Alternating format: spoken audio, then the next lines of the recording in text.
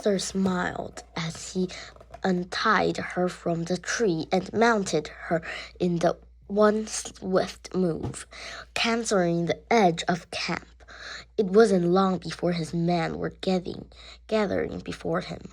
"Tonight we fight for Britain," Arthur called, his voice showing no sign of the fear he still before every battle. "Tomorrow we celebrate our victory."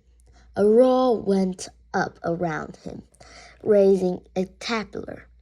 Arthur turned Lamoury and spurred her into the gallop.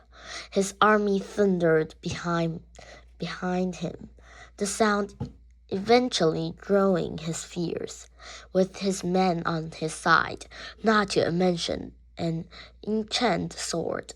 King Lot didn't stand a chance.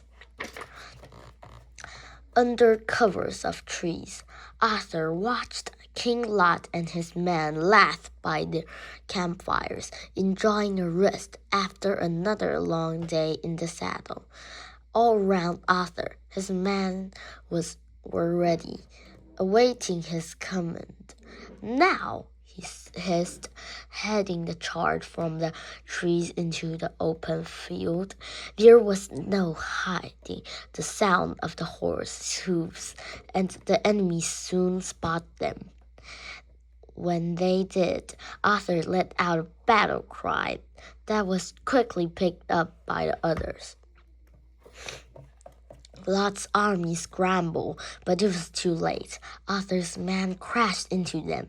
Iron flashed in the moonlight, and Excalibur was unstoppable. Even Arthur had been topped from his horse and joined others' fight on the ground. It pierced channel and breastplates as if they were water. Many of Lot's men had not even had time to put their armor on. Men fell around Arthur, catching their wounds, beating across the grass. Then a giant rushed at him, a sword swinging wildly, blocking the battle with his shield. Arthur brought Excalibur down in an cross at the man's arm. His opinion cried out, but kept hold of his weapon, blood seeping through his sleeves.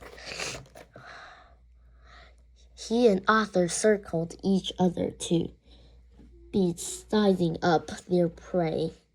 Finally, they met with a clash that sent Arthur reeling back several steps, tripping over a body. Taking advantage, his opponent pounced, sweeping his sword down Arthur's side, crying out in pain. Arthur dropped to one knee. His enemy stood over him, sword at his throat. "You will not win this," the man said. "Your father may have been a great king, but you are just a boy." Arthur grinned, determined not to show fear. He did not pull the sword from the stone. I did, and he rammed his sheath upwards into the man's jaw. Leaping to his feet, Arthur made a quick work of his dazed opponent, hitting his temple with Excalibur's pommel. The man dropped onto the floor. Montes.